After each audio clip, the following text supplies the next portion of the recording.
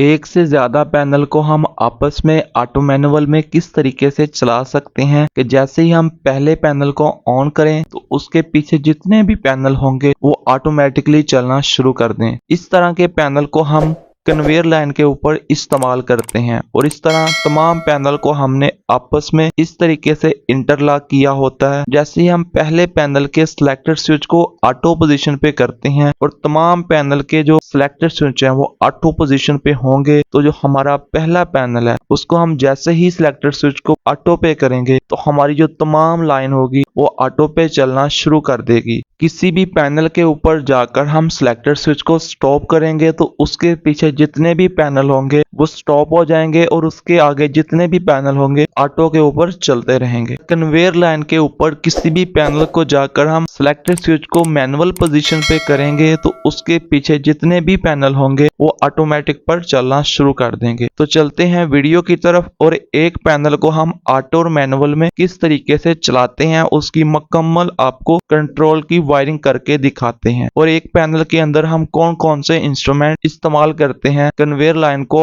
Auto और manual में चलाने के लिए। तो चलते हैं वीडियो की तरफ। तो जल्दी से वीडियो को लाइक कीजिए, शेयर कीजिए। अभी तक चैनल को सब्सक्राइब नहीं किया तो चैनल को लाजमी सब्सक्राइब कीजिए। एक पैनल के अंदर हम यास्कावा J1000 के 2 VFD इन्वर्टर इस्तेमाल करेंगे और उसके बाद हम एक 3 पोल MCB सर्किट ब्रेकर का इस्तेमाल करेंगे और उसके बाद हम 220 वोल्ट 8 पिन रिले का इस्तेमाल करेंगे और उसके बाद हम लाइन ऑफ कनेक्टर इस्तेमाल करेंगे और एक हम सिलेक्टर स्विच इस्तेमाल करेंगे 3 पोजीशन। एक पोजीशन पे मैनुअल होगा, सेंटर के ऊपर स्टॉप होगा और दूसरी पोजीशन के ऊपर ऑटो पर चलेगा और एक हम इंडिकेटर लाइट का इस्तेमाल करेंगे। तो जैसे ही हमारा पैनल ऑटो के ऊपर चलता है या मैनुअल के ऊपर चलता है जो हमारी इंडिकेटर लाइट है वो ऑन हो जाती है। तो नेक्स्ट हम आपको इस मुकम्मल पैनल के कंट्रोल के कनेक्शन करके दिखाते हैं। तो इससे पिछली वीडियो के अंदर मैंने आपको 2 VFD इन्वर्टर के पावर और कंट्रोल के मुकम्मल कनेक्शन करके दिखाए थे, वो भी सिलेक्टेड स्विच का इस्तेमाल करते हुए। तो आप दोस्तों ने अगर VFD इन्वर्टर के पावर के मुकम्मल कनेक्शन सीखने हैं तो उस वीडियो का लिंक आपको आई बटन में वीडियो की डिस्क्रिप्शन में लाजमी मिल जाएगा। तो आप दोस्तों ने इस वीडियो को देखने के बाद VFD इन्वर्टर के पावर के कनेक्शन हम किस तरीके से करते हैं उस वीडियो को लाजमी देखना है। तो इस वीडियो के अंदर हम आपको VFD इन्वर्टर के कंट्रोल के कनेक्शन करके दिखाएंगे। तो हमारे पास जो 3 पोल MCB सर्किट ब्रेकर है उसके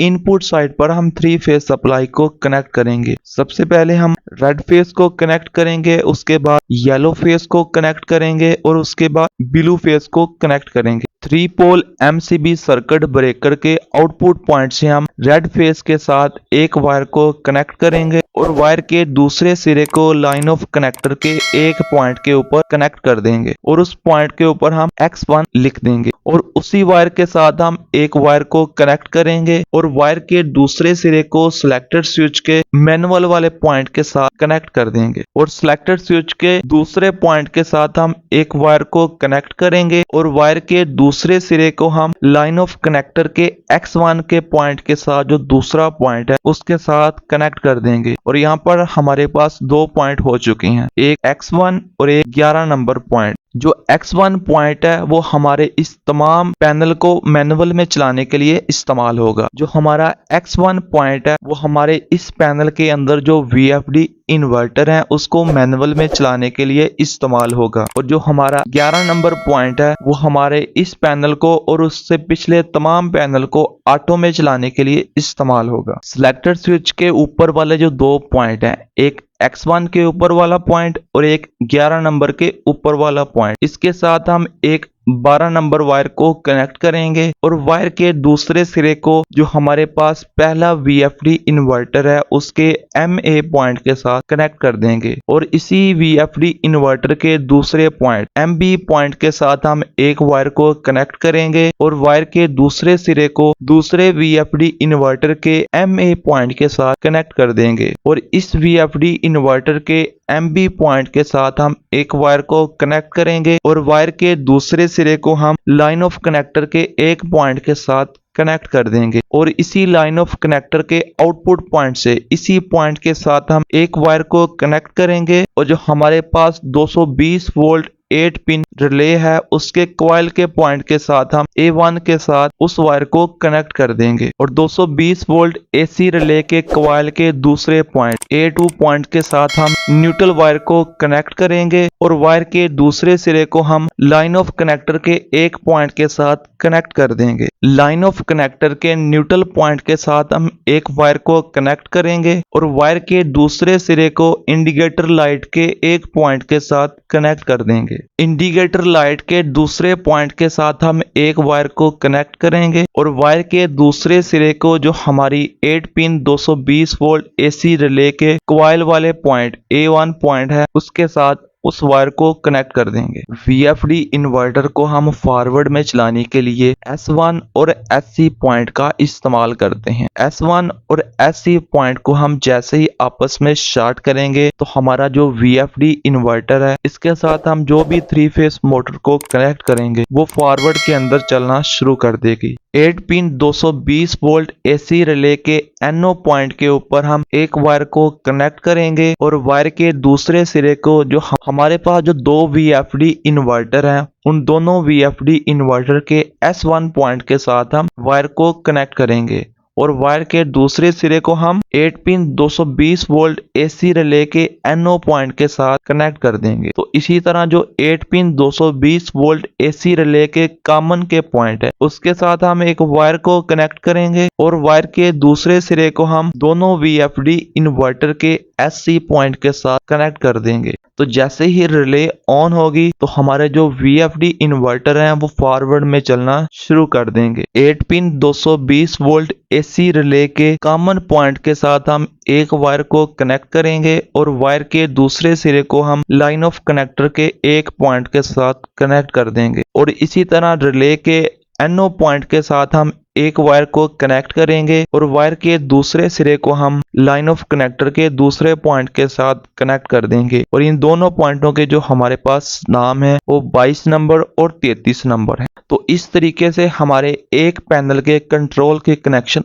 मुकम्मल हो चुके हैं। अगर दोस्तों आप VFD इन्वर्टर के पावर के कनेक्शन सीखना चाहते हैं तो उस वीडियो का लिंक आपको इस वीडियो के आई बटन में मिल जाएगा। तो इस पैनल को हम दूसरे पैनल के साथ किस तरीके से आपस में इंटरलॉक करेंगे उसकी वायरिंग मैं आपको करके दिखाता हूं। हमारे पास इस पैनल के आगे एक पैनल है और इस पैनल के पीछे एक पैनल है। इन तीन पैनल को हम आपस में किस तरीके से इंटरलॉक करेंगे वो आपको मैं करके दिखाता हूं। इस पैनल के अंदर हमारे पास लाइन ऑफ कनेक्टर के नीचे टोटल 4 पॉइंट रहते हैं। 22 नंबर और 33 नंबर 2 पॉइंट है। X1 और 11 नंबर 2 पॉइंट है। इस पैनल के अंदर जो हमारे पास X1 और 11 नंबर पॉइंट है इन दो वायरों को हम इस्तेमाल करेंगे इसके आगे वाले पैनल के साथ और इस पैनल के अंदर जो हमारे पास 22 नंबर और 33 नंबर 2 पॉइंट है इस दो वायरों को हम इस्तेमाल करेंगे इससे पिछले पैनल के अंदर। हमारे पास जो X1 पॉइंट है उसके साथ हम एक वायर को कनेक्ट करेंगे और वायर के दूसरे सिरे को हम जो इससे आगे वाला पैनल है उसके 33 नंबर पॉइंट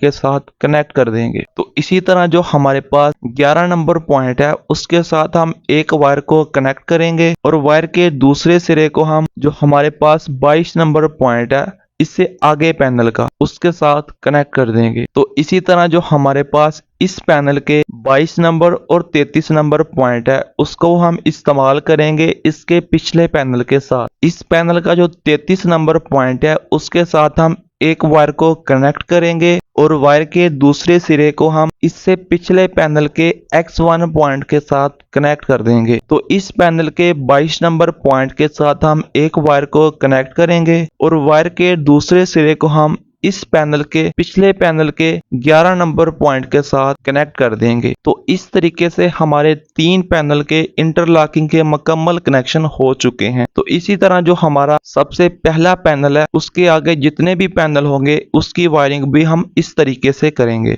सबसे पहला जो पैनल है उसका X1 और जो 11 नंबर पॉइंट है जो उससे आगे वाला पैनल होगा उसके 22 नंबर और 33 नंबर पॉइंट के साथ हम कनेक्ट करेंगे। तो इसी तरह जो हमारे पास सबसे पहला जो पैनल है उसके 22 नंबर और 33 नंबर पॉइंट को इससे जो पिछला पैनल होगा उसके X1 और 11 नंबर पॉइंट के साथ कनेक्ट करेंगे। एक पैनल के कंट्रोल के मुकम्मल कनेक्शन हमने आपको एनिमेशन के जरिए करके दिखाए हैं। तो इसी तरह जो हमारे पास एक पैनल है हमने मुकम्मल पावर के और कंट्रोल के कनेक्शन किए हैं, वो आपको मैं चेक करवाता हूं और उसके मुकम्मल आपको कनेक्शन चेक करवाते हैं कि हमने जो एक पैनल तैयार किया है उस पैनल को हम आपस में किस तरीके से इंटरलॉक करेंगे उससे आगे वाले पैनल के और उसके पीछे वाले पैनल के साथ। तो चलते हैं वीडियो की तरफ। जो हमने पैनल बनाया है मुकम्मल प्रैक्टिकल के साथ वो चेक करवाते हैं और इस पैनल को हम चलाकर भी दिखाते हैं आपको। जैसे ही हम पहले पैनल के सिलेक्टर स्विच को ऑटो पे करते हैं और इसी तरह दूसरे पैनल के सिलेक्टर स्विच को भी ऑटो पे करते हैं और तीसरे पैनल के सिलेक्टर स्विच को भी ऑटो पे करते हैं। जैसे ही हम पहले पैनल के सिलेक्टर स्विच को ऑटो पे करेंगे तो जो हमारे इससे पिछले पैनल होंगे वो तमाम ऑटो के ऊपर चलना शुरू कर देंगे। तो जैसे ही हम पहले पैनल के सिलेक्टर स्विच को स्टॉप करेंगे तो हमारे इसके पीछे जितने भी पैनल होंगे वो स्टॉप हो जाएंगे और जैसे ही हम किसी भी पैनल को जाकर मैनुअल पोजीशन पे करेंगे तो उससे पिछले पैनल जितने भी होंगे वो ऑटो में चलना शुरू कर देंगे। तो इस तरीके से हम एक पैनल को दूसरे पैनल के साथ आपस में इस तरीके से इंटरलॉक करके ऑटो और मैनुअल में चला सकते हैं। तो ये वीडियो आपको कैसी लगी है कमेंट करके लाजमी बताइए। इस वीडियो को लाइक कीजिए और शेयर कीजिए अपने दोस्तों के साथ। अभी तक चैनल को सब्सक्राइब नहीं किया तो चैनल को लाजमी सब्सक्राइब कीजिए। अगर दोस्तों आप VFD इन्वर्टर के ऑल पैरामीटर सीखना चाहते हैं जिसके अंदर frequency reference 1, frequency reference 2, input voltage, output voltage, middle output voltage, middle output frequency और मोटर के एम्पेयर की सेटिंग, एक्सेलेरेशन टाइम और डी एक्सेलेरेशन टाइम, इन तमाम पैरामीटर को आप सीखना चाहते हैं तो उस प्लेलिस्ट का लिंक मैं आपको आई बटन में, वीडियो की डिस्क्रिप्शन में और वीडियो के एंड स्क्रीन में देने वाला हूं। तो आप दोस्तों ने इस प्लेलिस्ट को मुकम्मल डिटेल के साथ देखना है तो आप VFD इन्वर्टर के ऑल पैरामीटर करना सीख जाएंगे। अगर दोस्तों आप 6 किलोवाट हाइब्रिड सोलर इन्वर्टर के मुकम्मल कनेक्शन सीखना चाहते तो उस वीडियो का लिंक भी मैं आपको इस वीडियो की डिस्क्रिप्शन में और वीडियो के एंड स्क्रीन में देने वाला हूं। तो आप दोस्तों ने इस वीडियो को भी लाजमी देखना है।